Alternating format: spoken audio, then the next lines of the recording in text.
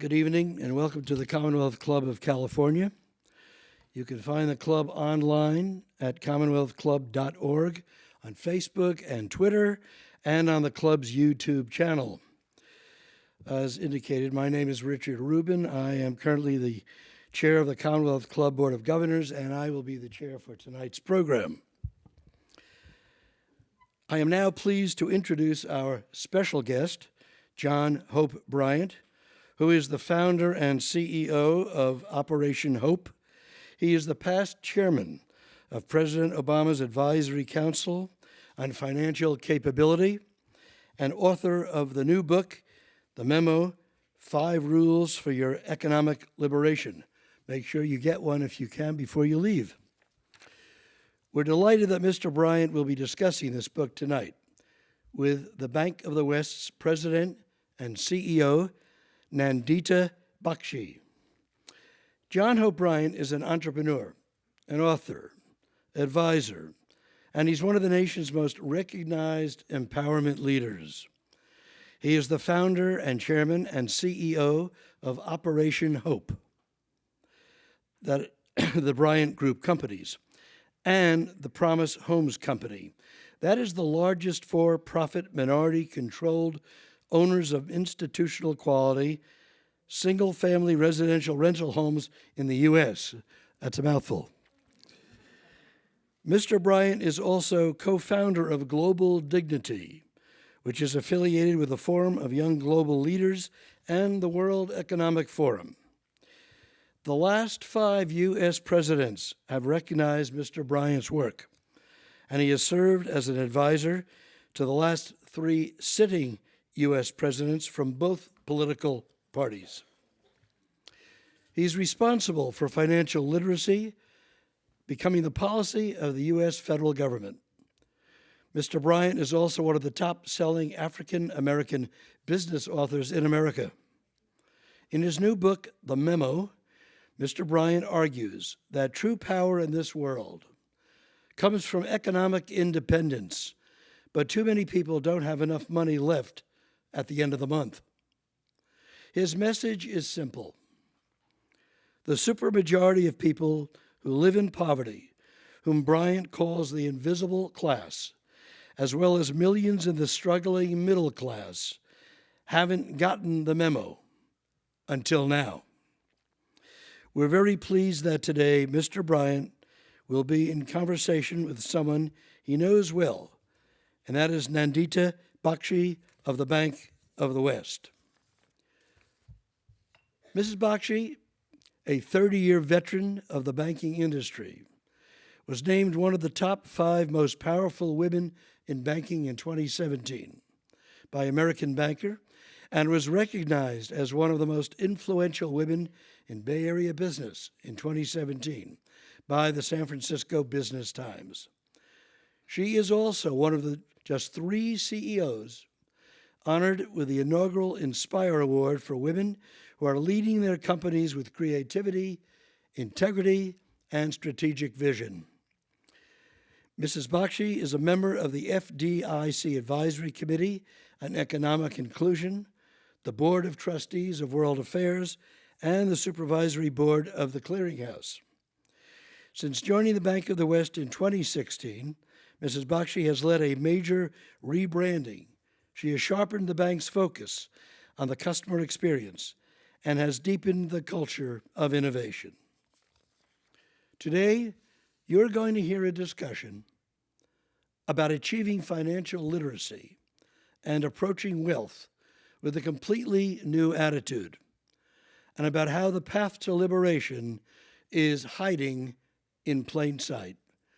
Would you please give a big welcome to John Hope Bryant and Nandita Bakshi.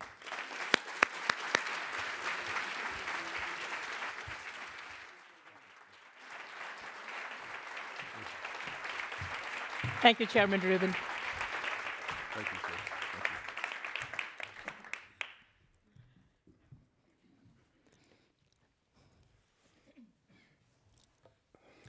Good evening, everyone. Good evening. How are you doing today? Good evening, John. Good evening. It's good to see you here in Good the to Bay be- Area. Good to be seen. Better seen than viewed. That's true. I'll leave that alone. Well, about a year ago, we were together, and Yeah. this was in Atlanta. Atlanta, the annual meeting. Yeah, for your global forum. Yeah. And I remember we were talking about the invisible class Yeah. and how to uplift them through economic liberation, job search, job creation. And we also talked about entrepreneurship. Yeah. And here you are with this book. Thank you for giving me an autographed copy a few months ago, and I've read it. I'll tell you a few times since then. Oh, Extremely beneficial. And those of you that don't have the book, make sure you get one today. Make sure John gets to sign it for you. So, John, I'm going to start with my first question, and we're going to talk about your book today. Any other topic you want to talk about? You talk about the importance of entrepreneurship, and I want to start by talking about when you say, don't just get a job, be entrepreneurial. You are capital. I want you to explain, what do you mean by be entrepreneurial? Yeah. So before I do that, I want to acknowledge and thank the Commonwealth Club of California, which is one of the most incredible gathering spots and conveners in the world. I've been to 100 countries. I travel about 600,000 air miles a year, which basically means I'm passing myself in airports. Oh, there he goes. And I think I'm one of the top 1,000 travelers on Delta, which is pretty disgusting. But I get to a lot of places, and I always love coming here. It is a very special place. And you're lucky to have it in San Francisco. And secondly, I'm honored to be here with you. And while people see you as this, Fortune 500 CEO, by the way, the only female CEO of a bank of this size in the country,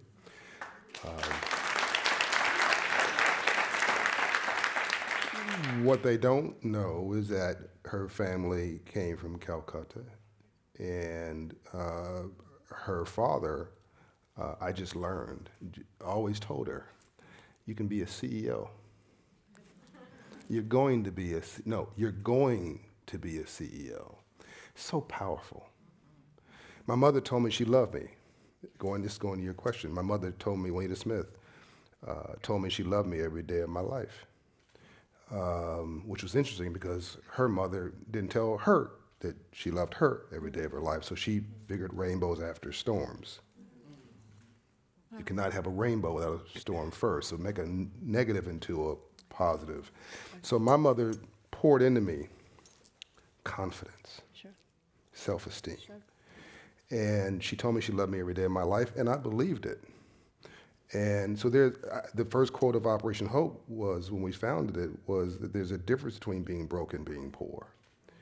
That being broke was economic, but being poor was a disabling frame of mind, a depressed condition of your spirit, and you must vow never, ever to be poor again. One of the quotes in this book, and it goes to your question, is that if you have inner capital, you'll never be poor. You may be broke, but you'll never be poor. If you don't have inner capital, all the money in the world won't save you. So when your father told you, when you were vice president somewhere, you can and will be CEO, even you didn't believe it, but he self-affirmed that, and that gave you the confidence to dream big dreams. And the reverse is also true, that if you hang around 9 broke people, you'll be the 10th.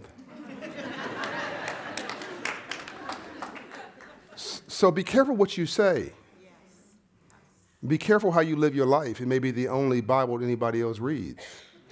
And you are in many ways the walking, talking embodiment of that father and that mother that poured that love into you and dared you to dream big dreams. And look at you now.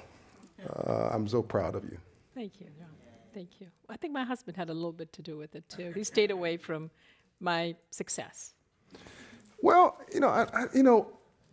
yes But and this no. is not about It's me. very gracious for you to say that, but Knowing you as I have the last year, my guess is you did this mostly all by yourself. Don't let the cuteness at beauty fool you. She don't play. Nandita does not play. Nandita's motto is, I'd rather you respect me and learn to like me than like me and never respect me.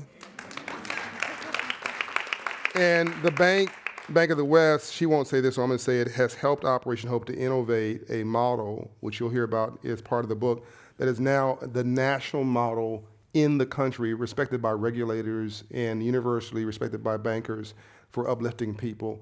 We now have a strategy that Lance Triggs here helped us innovate that moves credit scores 120 points in 24 months. And nothing changes your life more than God or love than moving your credit score 120 points. So to answer your question, I know you don't think I have the capacity to stay focused, but it's going to bring you back. So capital comes from the Latin root word capitas, which literally translates knowledge in the head. So capital has actually nothing to do with money. That's our obsession. We have assigned capital and this book, by the way, which is on the top list for budget and finance, has no financial advice in it. There's no 401k advice, there's no investment advice, there's no stock advice. I think that's actually somewhat irrelevant. It's about a mindset. Wealth is a mindset. And if you don't start with your own capital, where do you go from that? If I don't like me, I'm not going to like you. If I don't feel good about me, I'm not going to feel good about you. If I don't love me, I don't have a clue how to love you. If I don't respect me, don't expect me to respect you. And here's the big one. If I don't have a purpose in my life, I'm going to make your life a living hell. Because whatever goes around comes around. You cannot give what you do not have. So conversely, when I was growing up, and my mother, Juanita Smith, who was just this self-empowered individual, I asked my mother, she got divorced from my father, are you going to get married again? She says, yeah, I'm going to get married, but when I get married again, he'll be a BMW. And I said, Mom, you going to marry a car? She says, no, a black man working. So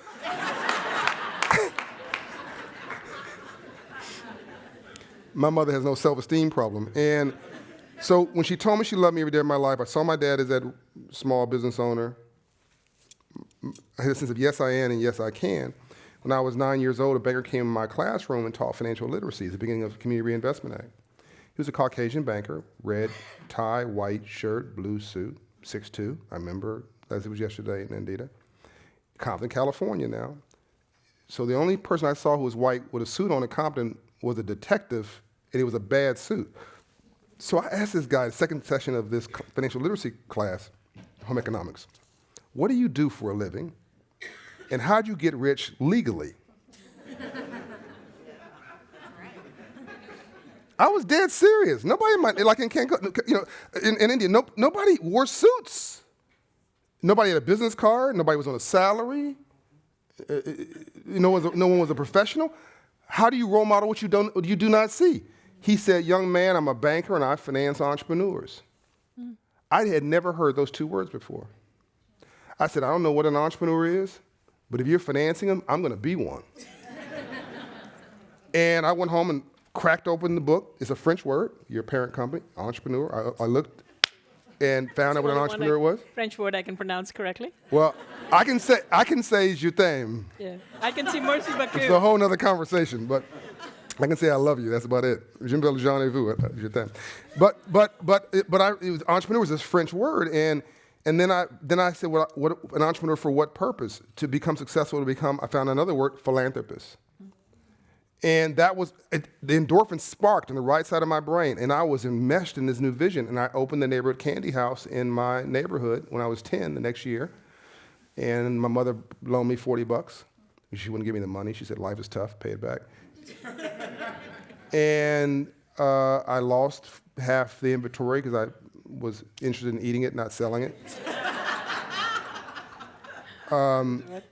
But then I got disciplined and focused and made $300 a week when I was 10 years old and put the liquor store out of the candy business. And once I did that, once I put the liquor store out of the candy business, there's nothing I cannot do. That capital was inside of me. And so I started from that point to redefine what poverty really was. Beyond sustenance poverty of a roof over your head, food on your table, health care, which should be a human right, beyond the basics, all other poverty, I decided, was in your head. I know you find it hard to believe, but I'm actually finished. I was just so enthralled listening to you, John. I could sit here for the rest of the afternoon or the evening and just have you talk about that. No, that's lovely. That's great. And you were 10 years old when you were making $300. Yep. And with inflation, that's a lot of money today. I mean, it's probably $1,000 a week today, maybe more. It was a lot of money. It was a lot of money now. It's a lot of money now, indeed. In fact, and you were talking about, being poor, or I didn't consider myself poor, but when I came to the country, I was making, as a teller, $4.25 an hour. Mm-hmm. And for a period of time, I worked 2 jobs. Yep. My husband was a PhD student and brought in measly $8,000 a year as a stipend, which in India, when we multiplied it with, 40 rupees, was rupees, a lot of money. Oh, yeah. But we didn't take into consideration that half of that money would go away in rent and all of that good stuff. But I didn't feel poor at all. No. I felt that the world was right there for me to come and make whatever I wanted to make of it. Yes. So in my experience, even though we grew up thousands of miles away from each other, are very similar. Mm-hmm. We grew up in this environment that was poverty-stricken, but we weren't poor. Here's the opposite narrative. You come from the shores of Africa, not because you were an idiot, not because you were stupid, but because you were in the 15th century, the world's economy was agriculturally based. And if you were in Africa, you're an agricultural genius. You understand soil, you understand land. You can work, can't see in the morning, can't see at night, because you're used to the elements. So they went and got the most brilliant people they could find for agriculture and nurturing that environment, and you want to call it imported or exported them to the United States. And you're talking about in 1619, Jamestown, Virginia, the first 19 slaves, or 16 slaves and 3 indentured servants. So white indentured servants were able to work their way out of it. The blacks were enslaved. And now you fast forward, and for 350 years you were told you ain't nothing. Your self-esteem's beaten out of you. You're held down while your wife's abused. Translation, you can't do anything about it. Mm-hmm. I'm going to crush your spirit. Why? Because if I'm 10 slaveholders to 100 big, brawny men, you can overrun me unless I break your spirit. And I need you to be machinery in this environment. I need you to be machinery. So 350 years of that, 100 years of Jim Crow that ended in 1970, not 1870.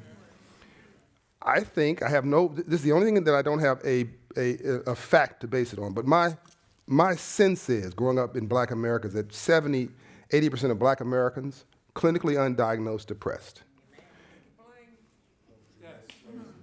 And for good reason. So I went to Birmingham, Alabama, and I gave the same speech to the Rotary Club. And the audience got their back up because I'm talking about uncomfortable topics. And I said, look, take the race out of this for a minute. You go through half of what I just described for half of the time, you'd be crazy too. And all I could do is acknowledge it because it is common sense. So you take this group of people who self-esteem is in the toilet, confidence is in the toilet, and what I've said poverty, Nandita, is half of poverty is low self-esteem and lack of confidence in yourself. If you don't know who you are by 9 in the morning, by dinner time, somebody's going to tell you who you are. Then you have 25% of poverty, which is crappy role models and a crappy environment. And if all you see in your neighborhood is symbols of success, are rap stars, athletes, and drug dealers, why is anybody surprised that kids grow up wanting to be a rap star, an athlete, or a drug dealer? It actually is good common sense. You're modeling what you see. Why am I a businessman? My daddy was.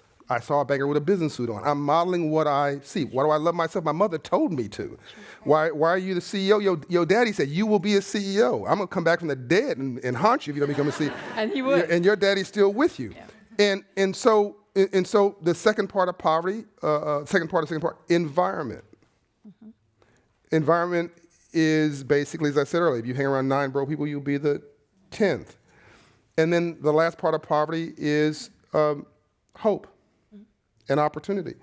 The most dangerous person in the world is a person with no hope. And if you have low self-esteem and low confidence and crappy role models and a crappy environment, and you have no hope, that you see the glass of life as half empty, not half full. It's the same glass.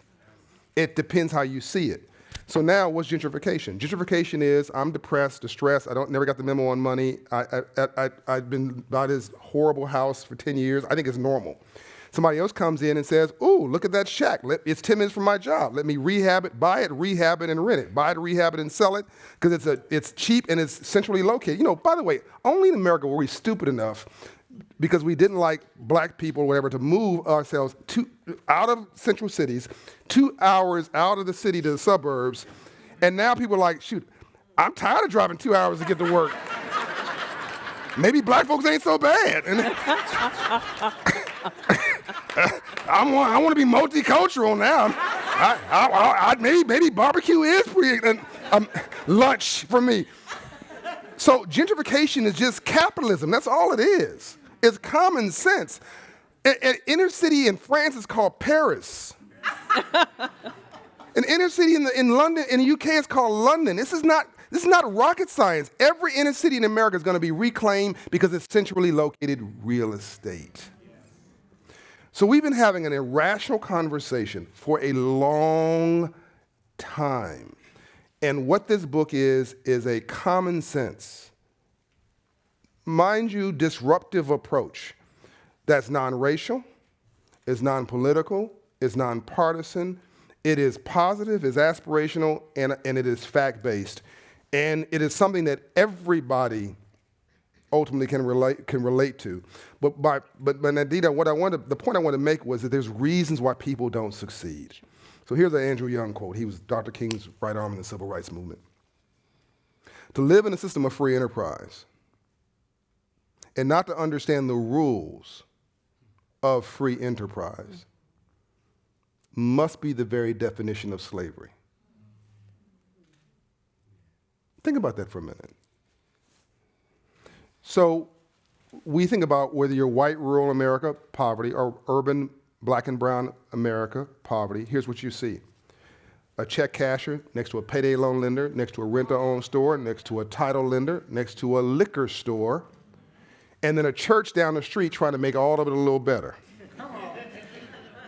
And you can close your eyes, go white, rural, or black and brown urban. It's the same thing, and it's all a 500 credit score neighborhood. It's not black, it's not brown, it's a 500 credit score neighborhood. And I tell you something else, 700 credit score neighborhoods don't riot. You've never seen a 700 credit score neighborhood riot in your entire life. People with a 700 credit score want to go shopping. They don't want to go rioting. So that's not a black thing or a brown thing, that is a green thing. And so what I'm trying to do, and what we will do in this movement, Nandita, is to reimagine America, remind us of our specialness, of the gift that got you here, that allowed a young black boy from Compton, California to go from nothing to running 40 companies with a global footprint. Everybody in here is a descendant of immigrants. Even my European friends who are here. Your great-great-grandfathers got on a plane, boat, train, and came to Ellis Island and said, I can live the American dream. All of us, except Native American Indians, everybody here came here to live the American dream. And that's why this country is a bunch of type A personalities. That is so true. All Italians didn't come here. All Polish didn't come here. All Jewish didn't come here. Those with chutzpah, self-esteem, confidence, and belief, look at you, my God. And then you have this group that got on the wrong boat. And on top of that, they never got the memo. On top of that, they never got the memo on money. And there is a memo on wealth, on entrepreneurship, on banking. There's a memo on how women succeed. It's not written down anywhere. There's no textbook. There's no curriculum. And so I decided to write a book that put in the 5 easy steps. You know what? And I will tell you, I wish I'd gotten that book when I got here 30 years ago. And I think you should write a book on the memo for women to be successful. I think it's very much needed. And I think you can. And I think the book should not have, again, any racial biases. It doesn't matter. It doesn't matter the color of your skin. I think some of the challenges are just universal. Yeah. Well, it's a very, it's a wonderful challenge. I would be honored if women would respect me and my voice enough to allow me to write such a book. Because I think that, I mean, literally without women, there'd be less men. Some of you got that, some of you didn't. But I think that women are closer to God than men because women are the umbilical cord. Women give birth. Women have an intuition. Every woman in here can tell you, he ain't right. You ain't even met he ain't right. That's God speaking to you and through you. And so I think that women have the magic of this world, and of course microlending in developing countries is completely reliant on women. And I know you have some special stuff coming up with entrepreneurship around the empowerment of women, which I applaud 100% and want to support you on. I think they're the secret weapon. Yeah. So let's talk about hope, and let's talk about Hope Business Inside. This is the something that Bank of the West, in partnership with your organization, started years ago. Yeah. And I know it's a very, very successful program today. So my question is, how have you seen these programs like Business in a Box change the mindset of our young people? Because that is the future, right? Yeah, so I'm going to give you that example, and then I'll talk about Hope Inside, which is what we innovated together. I'll do it quickly so we can get to some questions. But Hope Business in a Box Academy is basically Shark Tank for kids. So we go into very challenged neighborhoods, and we give kids, we challenge them to do a business plan. They have a course in dignity, a course in entrepreneurship. They work together, create a business plan. We have 2 minutes to pitch their business idea. Timer in front, go. And one of my lieutenants was in the restroom, and I'm going to apologize to you guys. I'm going to just tell you bluntly this story. Recognize this broadcast. I will clean it up a little bit, but he was in. You got to understand this. It's in the hood. DA-HOOD. The hood. And in the hood, there's a different language. And so this guy had lost the pitch. Him and his team lost the pitch. He kicks the door into the restroom. My guy is in one of the stalls, and the guy didn't know he was there. Man, this is a bunch of BS. These people ain't about nothing. You know we were better pitch. You know we had a stronger product. His friend says, yeah, man, but the other guys had matching T-shirts, and one guy had a bow tie on. They seemed to have practiced before. They had a script. Like they prepared, man. I mean, and the other guy said, that's all right. We're going to win this next time. In order to win it next time, you got to come to school. You see, we've disconnected aspiration from education. Let me rephrase that. We've disconnected education from aspiration. No one wants to eat their vegetables. Nobody wants to eat their broccoli. Nobody wants to be told, they'll go get a bank account. Ugh. Nobody wants to be told, nobody wants a car loan. You want a cool car. Nobody wants a mortgage. Ooh, I can't wait to get a mortgage. Ooh, I want to be in debt for 30 years. No, you want to be a homeowner. It's aspirational. So we're not selling education as a gateway to achieve your aspiration, then we are not selling, and the kids aren't buying. And that's why sports has been such a great gateway, because kids will stay in school in order to play sports. Arts is another gateway. And this was my way of making business and entrepreneurship something that's practical. Everybody can't be a sports star, right? But a gateway for most kids to then get excited about their education again. So Hope Inside, by the way, I didn't do this because you were going to ask me that question. I didn't know you were going to ask me that question. This bracelet is made by a 16-year-old girl named Jael. She's probably watching because she's a big fan of Operation Hope, who we put in business. She won the pitch. And she made actually the official Christmas presents for Operation Hope in 2017 and got a $5,000 order from us. Nice. And she's now in business. Her self-esteem is broad. And the suit was made by a guy we gave a $35,000 loan to named Drove Clothing, Ryan Taylor. He's now doing $1.5 million a year. Wow. He makes all my clothes. Okay, quick story. So 1874 is when Bank of the West was founded. It was not called Bank of the West. It was San Jose Bank of Gold or something, but it was in San Jose. It was basically a gold standard. And don't laugh at me, it was more than you knew. More than you knew, you work at the bank.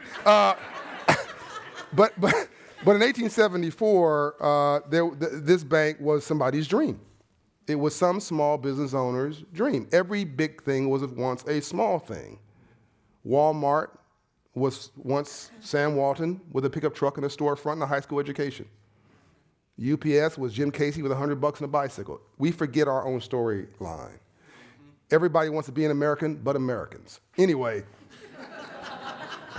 I'm giving you guys my best stuff. It's going right over your head. Oh, yeah.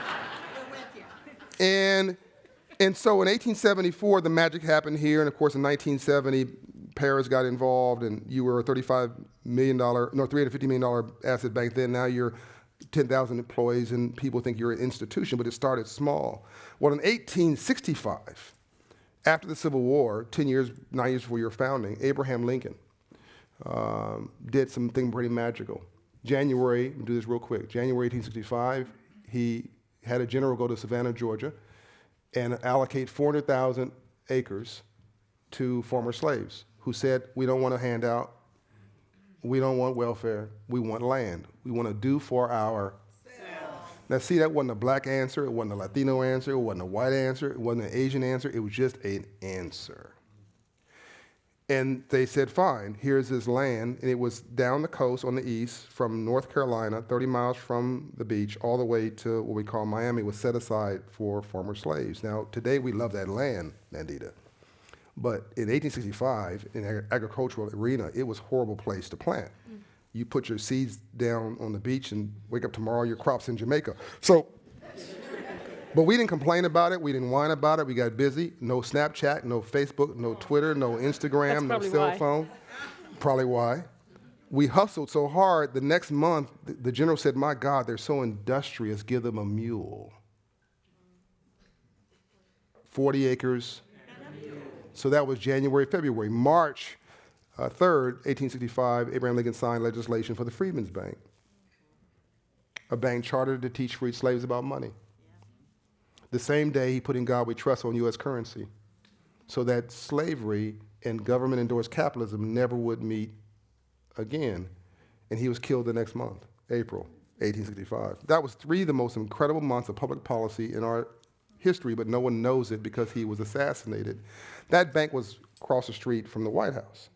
Proximity to power because it was important. And Frederick Douglass, who we know as an abolitionist, was a businessman who ran that bank. He owned real estate in Baltimore, lots of it. He was worth $6.5 million in 1865.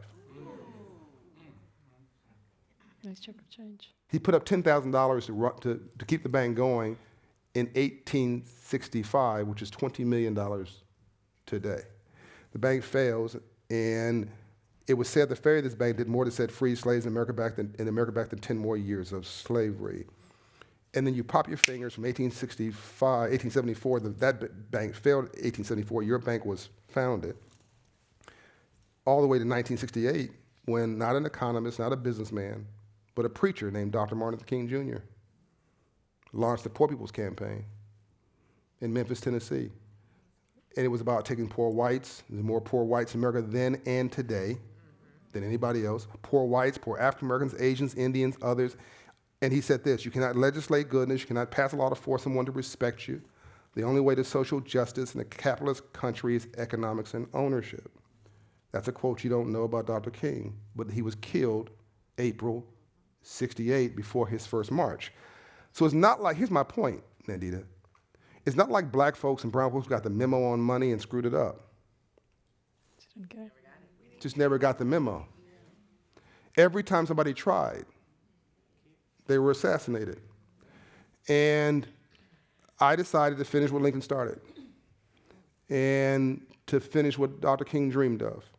And so we were successful in getting the Treasury Department and the White House to rename the Treasury Annex building the Freedmen's Bank building 2 years ago, because that's where the bank was located. So if you Google on your phones now, you'll find I'm the only American citizen to ever rename a White House building. And to make that real, we decided to put Hope Inside on the ground in bank branches. And now we have 109 locations and orders for 500 across the country in the last 3 years, and we're raising credit scores 120 points and making people bankable. But the model for all of that work across the country that gave us the Innovator of the Year award from the American Banker 2 years ago, that model came from Bank of the West. Well, thank you. It's definitely a partnership.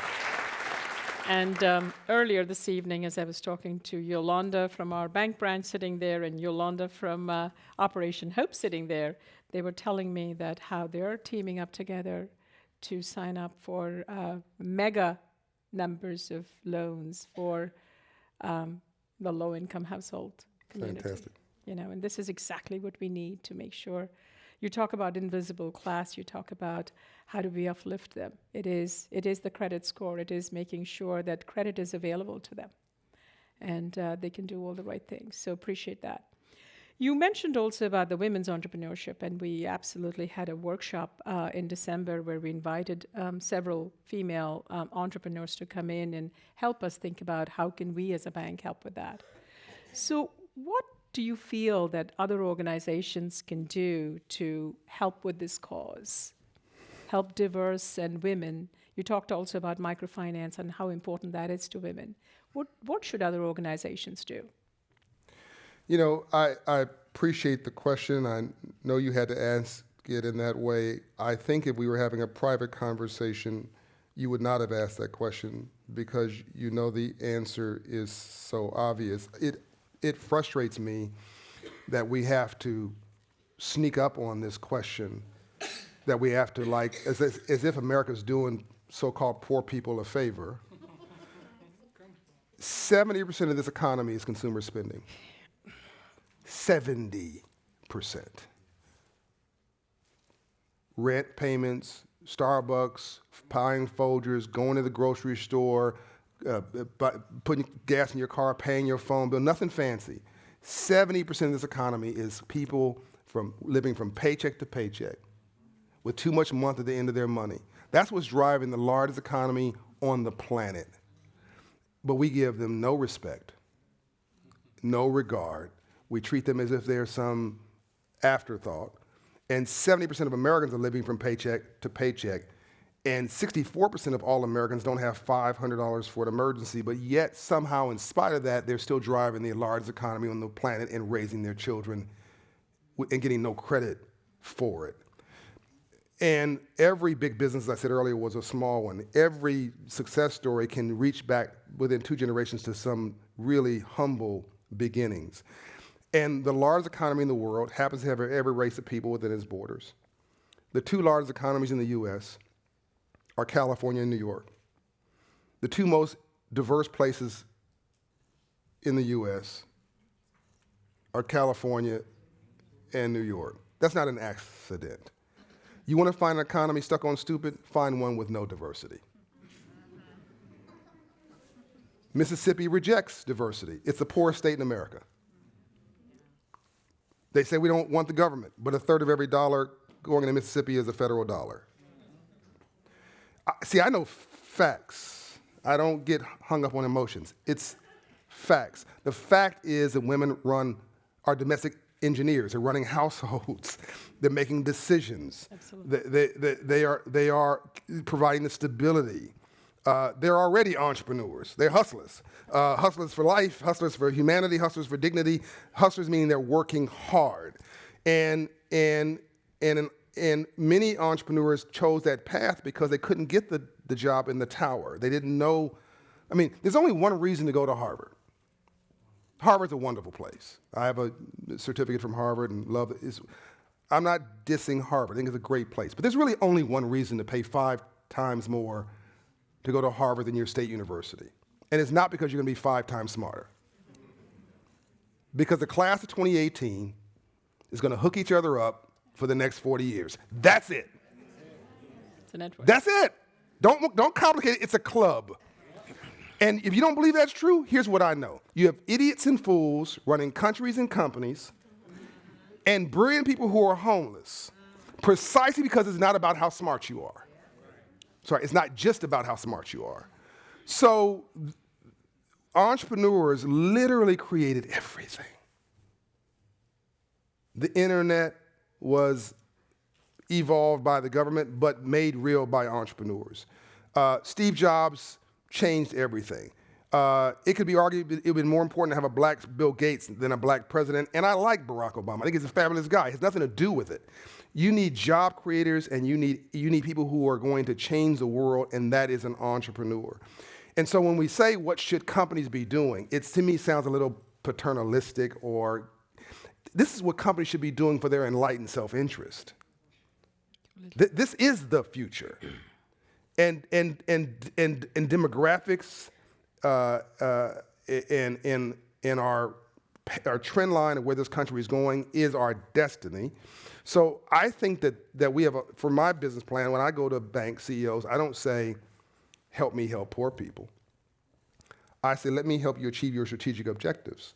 There's 100 million Americans who are outside of the economic mainstream. Let's rehabilitate them and bring them back into the mainstream, make them customers and producers and entrepreneurs. Don't give them a handout, give them a hand up. Do you know there's 44% of 44% of all African Americans have a credit score below 620? Forget police brutality for a moment. Forget racism, forget bias, forget job discrimination, forget all that. You're out of the game. You can't get a small business loan at a 620 credit score. You can't get a decent home loan at a 620 credit score. You are locked out of the credit system. You think it's bias. You think it's racism. No. It is literally no bank can give you a loan. And they can't tell you that because of risk management, regulation. They'd be discriminating against you by telling you that you shouldn't be taking the application. So now it's literally is what you don't know that's killing you, but you think you know. So when you say, should companies be doing this or what should they do, I think you doing this is really research and development for the bank's future so that you have a customer in 10 years. Makes good business sense. Makes good business sense, and it's morally sound. It's morally sound indeed. Yeah, we want to be the good bank. You want to be the good bank, absolutely. Let's look at importance of relationships and network. You talked about going to Harvard and the value of that, right? Yeah. And I will tell you, coming here as an immigrant 30 years ago, I didn't know anybody professionally. I did not have that network, not having gone to school here. And you talk about it in your book. Can you share with the audience the concept of relationships as investment? This is almost the entire ball game. So I say something pretty provocative in the book, Nandita. I'm going to anger you for at least 20 seconds because what I'm about to say won't make sense to you. If you're morally sound, this will offend you. I say in the book, and I'm going to be provocative here and say this is a black, poor neighborhood, just to draw a really provocative picture, that there are instances where a black, poor family is dumber than a white, wealthy family. Now, that should offend you. You should now want to turn me off completely. Let me now base it with facts. You grew up, you're a black female, you have 2 children, you have 2 jobs. You're working from KC in the morning to KC at night. Your child is dodging bullets on the way to school, trying to not get on the wrong side of law enforcement. Child has permanent PTSD, post-traumatic stress disorder. You're on the bus in the morning. When you leave, it's dark. When you come home, it's dark. You try not to be mugged, try not to be attacked. You're looking over your shoulder. You're not getting respected at the job. You're not being respected in the street. You come home. You're looking around your shoulder. You're just barely surviving. Your mentality is surviving, not thriving. all your friends are hustling and struggling. Nobody has an aspirational career. No one is a professional. No one is an entrepreneur. No one's a philanthropist. You're getting dumber. Now I'm going to do provocative. White family, 2-parent household. They both work. They come home at 5 o'clock. They go to the museum with the kid once a month. They go to a restaurant once a week. They go to a movies twice a week. They sit and do homework with their kid at night. They have dinner with each other. It's a calm, loving environment. That family's getting smarter. The first example was cognitive narrowing. Depression, pounding on more pounding, dumbs you down. Surviving is a different strategy than thriving. Then you have another group who is like, isn't the world a wonderful place? That group is just thriving. And they assume that their life is the only narrative it is. Living in a bubble. Living in a bubble. So you can be a very average person with extraordinary relationships, and it is hard not to succeed. In fact, your friend who's senior vice president of a corporation will hire his stupid cousin just to get him off his couch and to keep him from begging him for another loan. Look, I know my cousin's dumb, but he can't do much harm. Just put him in the mailroom. But meanwhile, somebody else with a better resume, better credentials, smarter, more intelligent, doesn't know anybody in HR, doesn't have a relationship. There's no racism here. There's no bias here. No one's hating on you. They don't know you. So in the book, I give an example of this guy in Harlem. He said, President Reagan is a racist. It's going back 20 years ago. President Reagan's a racist. I said, look, man, I know President Reagan. We're born on the same day. He's a good man. No, President Reagan's a racist. Look, his policies were not exactly my policies. He was from California. But he's not my kind of policy guy. But he's a decent human. No, he's a racist. Let me explain something to you. Not explain. Let me explain something to you. I said, President Reagan don't know no black people. He wasn't raised around no black people. Best I know, he ain't married to a sister unless his wife has interesting pedigree and background, but DNA these days you never know. But his culture, his environment was not people of color. President Reagan don't hate you. He's not thinking about you. You're not even on his radar screen. So when he goes to help somebody, he's not trying to hurt you. You're not even part of who he's trying to hook up. And then if you come and you're the Congressional Black Caucus and you're calling him the devil, then he's like, well, why should I sign any legislation for you? You've already demonized me, and all this is personal. So here's my philosophy for life. And I know you live this way because I've watched you, how you manage. Talk without being offensive. Listen without being defensive. And here's the most important part. Always leave even your adversary with their dignity. Because if you don't, they'll spend the rest of their life trying to make you miserable. It becomes personal. So Dr. King's brilliance, and this was also the brilliance of Mother Teresa and Dr. Dorothy Height and a lot of these civil rights heroes and sheroes, was they always left their adversary with their dignity. So Dr. King would march, shut down that town's economy, then tell Andrew Young, Ambassador Young, to put on a business suit, go behind closed doors, meet with 100 business leaders in town, get them to take down the whites-only signs from their shops. Give them a dignified way out of their own dilemma. He wasn't trying to hurt them, kill them, damage them. He was trying to get the signs down. Right. So who integrated the South? It wasn't government. Soda shops. Think about it. Woolworths, JCPenney, bus stations, which were privately owned. These were businesses who found that it was not in their enlightened self-interest to discriminate. Yep. So I think that you're on the right side of history with what you're doing with women entrepreneurship. I think it's just good common sense. I don't think it's some philanthropic giveaway program. I just think it's progressive. And I think that corporations that embrace diversity and embrace inclusion and embrace forward-leaning policies are just going to be more successful. In your book, John, you talk about the outer capital and the inner capital. And I found it fascinating because you talk about outer capital being property you own, financial stability and all of that, and the inner capital talking about relationship, the spirit, the mindset, and all of that.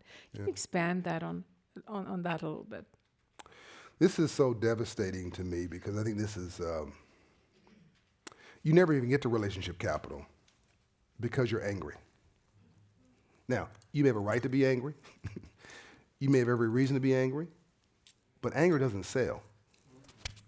Anger doesn't sell, negative energy doesn't sell. Nobody wants to be around anybody negative. Nobody wants to be around anybody with a chip on their shoulder. You can feel it. We're not human beings having a spiritual experience. We're spiritual beings having a human experience. You can feel somebody's energy. And you're like, ooh, I don't want that. So here's the real rub. You did nothing wrong. You've been spat on, disrespected, dismissed, underestimated, undervaluated, but you cannot still, you cannot still afford to be angry. And when you're angry, you start to react, not to respond. And whenever you make a decision emotionally, it's going to be the wrong decision. Now you're winning the battle and losing the war. So let's assume you get discriminated against in the boardroom. I'm sure you've witnessed this. Chauvinism, all kind of stuff. Somebody says something that's completely inappropriate. You have a right to curse them out. Who you think you are? You can't talk to me that way. The minute you walk out of the room, see, I told you she's crazy. So you have got to know who you are. That's essentially the message. Reverend Murray, who raised me in my young adult life, told me that is not what people call you. It's what you answer to that's important.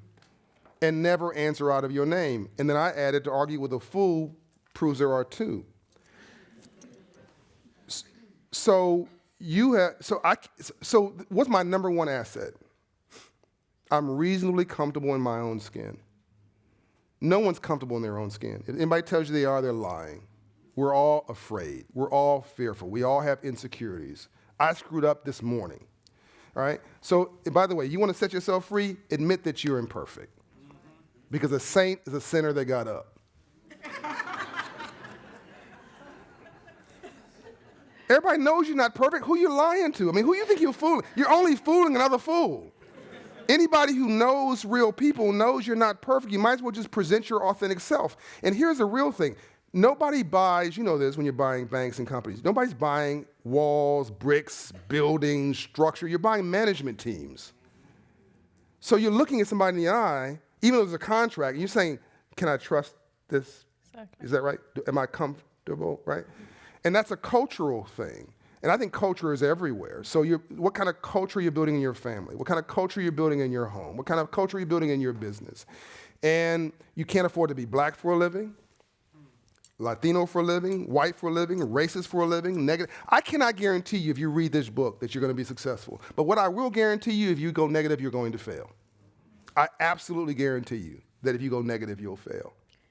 John, I've got several questions from the audience. Yeah. So this one I really like because it's on home ownership. Oh, yeah. And actually, I'm dealing with the same issue, so I thought I'd listen. No, you're dealing with mansion ownership, not home ownership. No.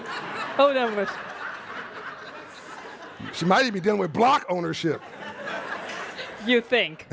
Have you looked at the prices in San Francisco lately? Well, that's right. So this question. A closet's like $5 million in San Francisco. So that's true, though. I don't need a home. I need a closet. Right. Because I live mostly in hotels. So the question here is, what advice do you give those who want to own a home in today's environment where homes are scarce and exorbitantly priced? This is a great question.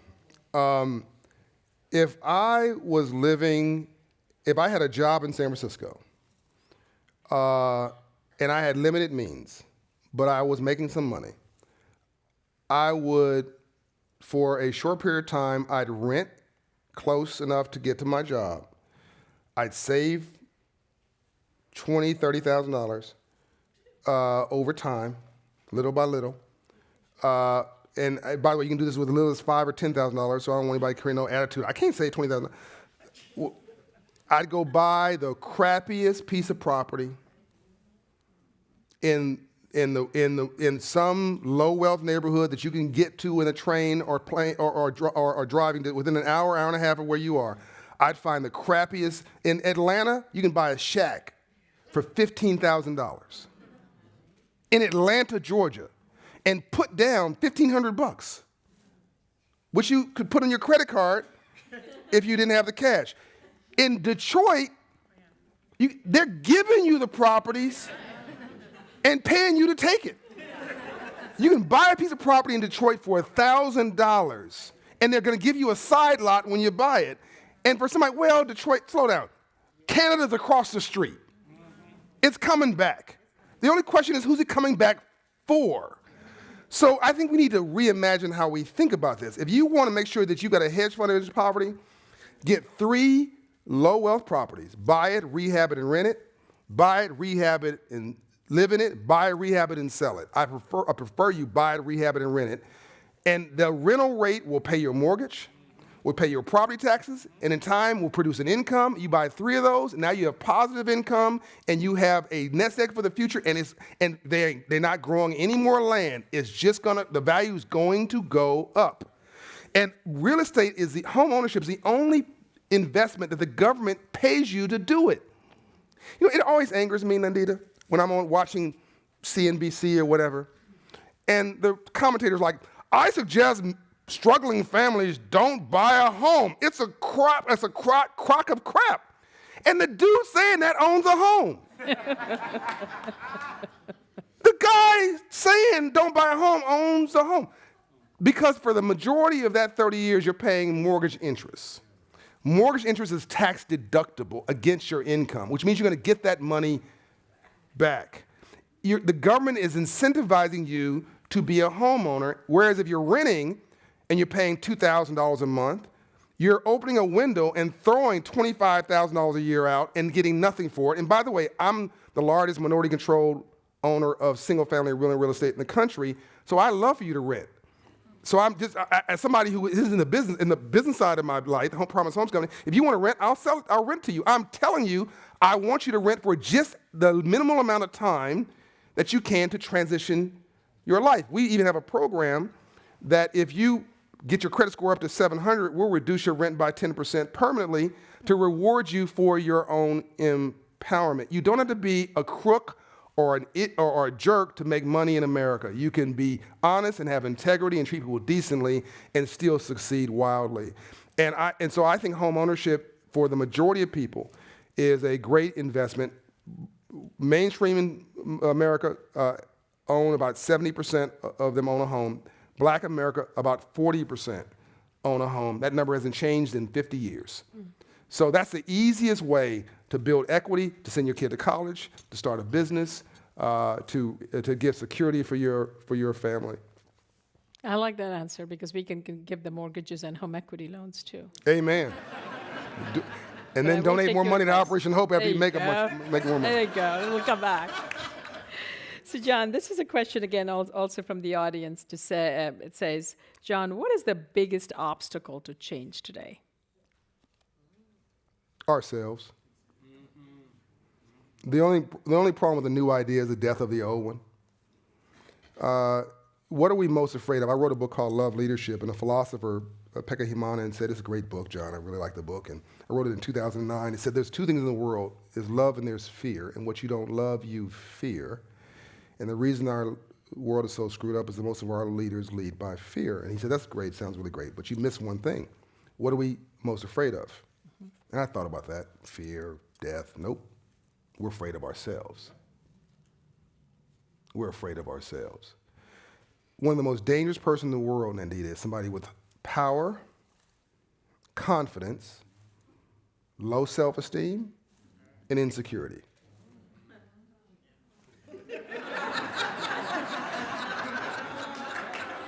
All right, we'll move on from there. And so that combination is very disruptive. Also, if you don't have confidence in yourself, you can't sell yourself to others. So our biggest problem in society is ourselves. My whole job is to be able to go into any audience and to talk to them without offending them. I don't need, in order for me to win, I don't have to make you lose. This is really important. We should all be endeavoring to have win-win. I don't need to damage your self-esteem or suggest your intentions are unpure. People mean well. Most people mean well. They just have a different view of life, and we can disagree without being disagreeable. And I think that we got to find a way to get back to some civility in this country. Somewhat related, how will the financial inclusion be impacted, good, bad, or otherwise, in the current administration? You know, I think actually we have a chance of actually doing more. I know this may not be the answer you thought you'd get, but I've gotten more out of Republican administrations than I've got out of Democratic administrations, first of all. My Democratic friends presume that they understand our plight. The Republicans are trying to prove that they are decent human beings and understand everybody, and so I'm getting more, I'm just being blunt, I'm getting more out of them leaning into the issues. Let's keep in mind that Nixon created affirmative action. Did you know that? That Ronald Reagan signed Dr. King's legislation for his birthday.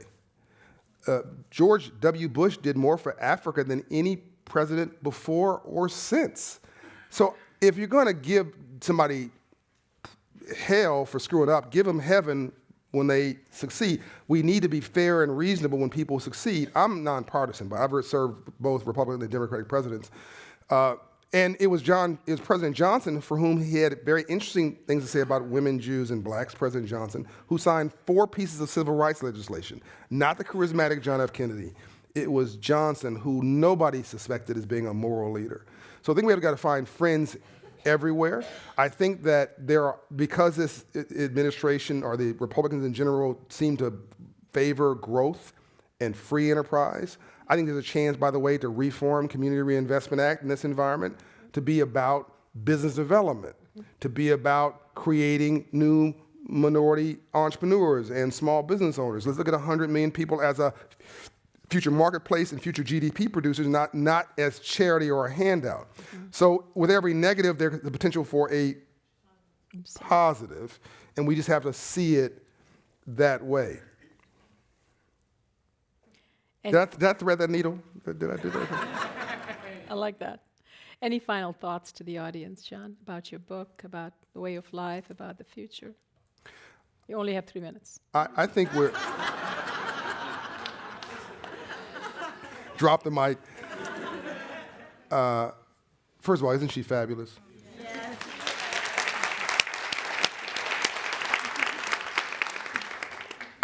Here's what I have to say.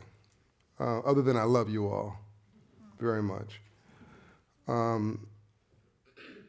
We're sitting in a moment in history right now. But history never feels historic when you're sitting in it. It just feels like another day. And I'm going to remind you that Dr. Martin Luther King Jr. was in that movement for 13 years. He went to Bible study. He went to parent-teacher night. He went to the grocery store. I get sentimental talking about this because I can taste the moment for change. He gave the I Have a Dream speech 100 times before the March on Washington. And there were times where he thought he'd give up. No one's listening to me. No one's paying attention. He died chain smoking, overweight, and depressed because he thought he'd failed. And thank God he gave it 100th time. What would have happened if he'd given up the 99th time? You think about that? And he gave that speech, Nandita, over and over again. But on the March on Washington, it was a woman, 2 women actually, who made that day special. One was Dr. Dorothy Height, because the men did not want Dr. King to speak because they were jealous of him, because he was getting too much attention, and there was competition amongst the civil rights leaders. I don't understand nonprofit competition. There's enough poverty to go around. But sometimes we lose our narrative, we lose our storyline, we lose our way. And after 2 hours of speeches, they said, Dr. King, people are tired, they want to go home. And he was very gracious. He said, okay. And it was Dr. Dorothy Height, God rest her soul, who said, you know, the young people listen to Dr. King. Just give him 8 minutes.